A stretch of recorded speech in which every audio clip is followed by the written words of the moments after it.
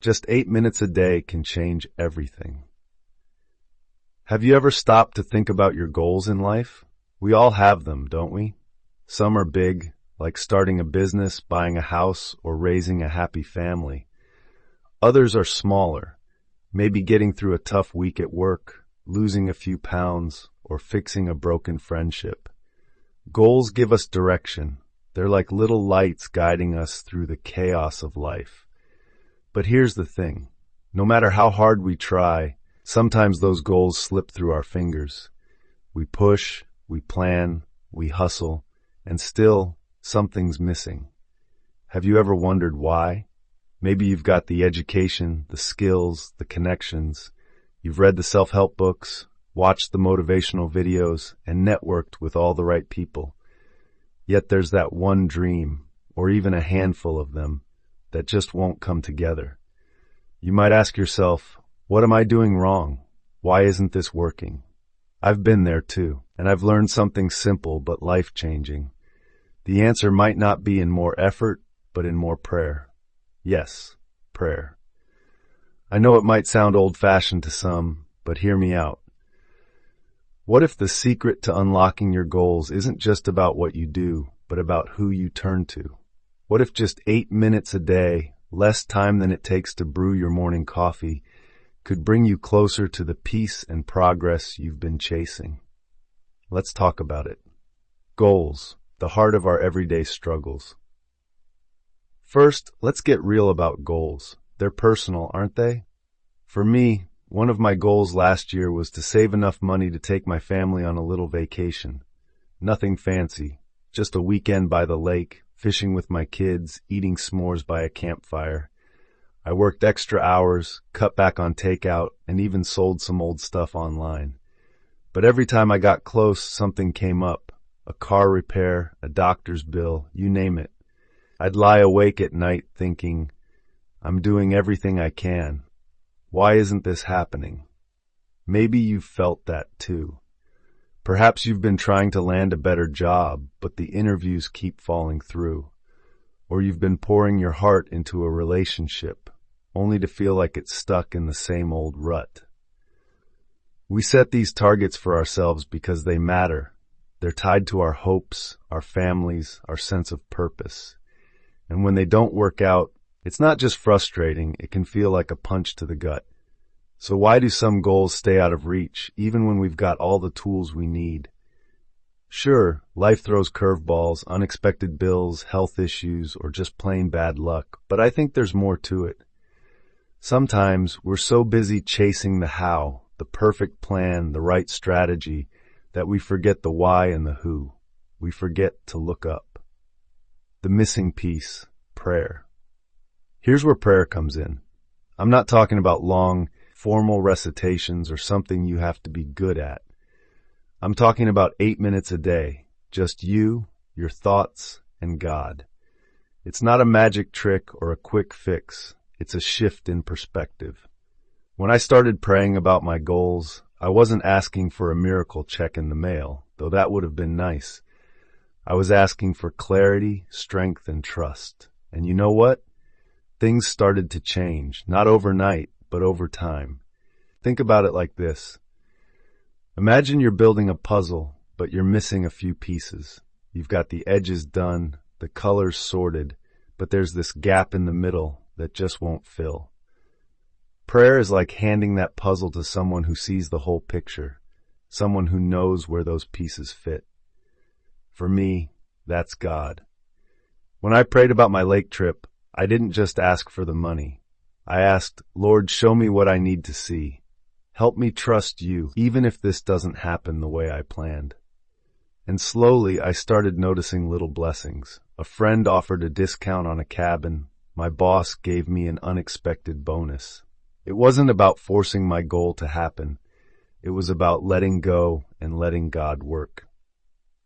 Why 8 minutes? Now you might be wondering, why 8 minutes? Why not 5 or 10? Well, 8 minutes is short enough to fit into anyone's day, but long enough to mean something. It's not rushed. You can breathe, reflect, and really talk to God. In 8 minutes, you can pour out your worries, lift up your goals, and listen for that still small voice that brings peace. It's like a coffee break for your soul. Try it tomorrow morning. Set a timer if you want. Find a quiet spot, your kitchen table, your car before work, even your backyard. Close your eyes and start simple. God, here's what's on my heart today. Here's what I'm working toward. I need your help.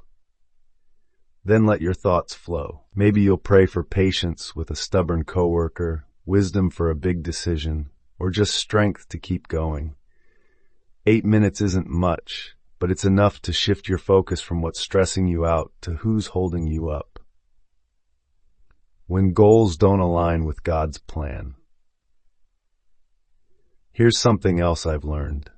Not every goal is meant to happen. That's a tough pill to swallow, especially when you've poured your heart into something. But sometimes, the reason a goal stays out of reach isn't because we're failing. It's because it's not what God has in mind for us. And prayer helps us see that. Take my friend Sarah, for example. She spent years trying to climb the corporate ladder at her job. She had the degrees, the late nights, the glowing reviews, but every promotion slipped away to someone else. She'd call me, frustrated, saying, "I don't get it. I'm doing everything right." One day, she started praying about it, not just for the promotion, but for God to show her what He wanted. And over a few months, something shifted. She realized her real passion wasn't in that office. It was in teaching kids. She quit, went back to school, and now she's a third-grade teacher who lights up every time she talks about her students. That old goal? It wasn't failure. It was redirection. Prayer doesn't just help us achieve our goals. It helps us refine them. Maybe that dream you're chasing isn't bad, but there's something better waiting. 8 minutes a day can open your eyes to that. It's not about giving up. It's about lining up your heart with something bigger, the peace that comes with prayer. One of the best parts of praying isn't even the results. It's the peace. Life is messy, right?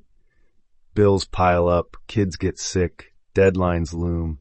Even when things are going well, there's this low hum of worry in the back of our minds. What's next? Can I handle it? Prayer quiets that noise. It's like sitting down with a friend who knows you better than you know yourself and saying, "I'm tired. Take this for a minute."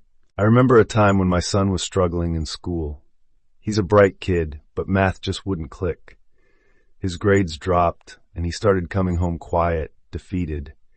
I'd sit with him, go over flashcards, hire tutors, but nothing worked. I felt helpless, like I was failing him as a mom. Then I started praying those 8 minutes every morning. "Lord, I don't know what to do. Help him. Help me." I didn't get a lightning bolt answer, but I got peace. And with that peace came patience. One day, his teacher pulled me aside and said, "He's turning a corner. He's trying harder." Prayer didn't solve the problem instantly, but it carried me through it, and it carried him too. How to start? A simple guide. If you're new to this, don't overthink it. Prayer isn't about fancy words or perfect timing. It's about honesty. Here's a little roadmap for your 8 minutes. 1. Start with thanks. Take a minute to think of one thing you're grateful for. Maybe it's your health, your family, or just the sunrise you saw today. Gratitude sets the tone. 2. Share your goals. Talk to God about what you're working toward. Be specific. I want to pay off my car loan, or I want to be a better listener to my spouse. He already knows, but saying it out loud makes it real. 3. Ask for help. Tell him where you're stuck. "I'm scared I won't make it," or "I don't know how to start." It's okay to admit you're lost. He's not judging. 4. Listen. Spend the last couple of minutes in quiet. You might not hear a voice, but you might feel a nudge, a thought, a calm, a new idea. 5. End with trust. Say something like, "I'm leaving this with you, God. Thank you." Then go about your day. That's it. No rules, no pressure. Just 8 minutes of real talk with the one who made you. The long game. Trusting over time. Here's the catch. Prayer isn't a vending machine. You don't pop in 8 minutes and get instant results. Some goals take weeks, months, even years to unfold. Others might change completely. But that's the beauty of it. Prayer isn't just about getting what you want. It's about growing into who you're meant to be. Think of it like planting a seed. You water it, give it sunlight, and wait. You don't see the sprout the next day, but you trust it's coming. My lake trip? It didn't happen last summer. It happened this year, and it was better than I'd imagined. The waiting wasn't wasted. It taught me to trust. And those 8 minutes every day, they kept me grounded while I waited. A challenge for you.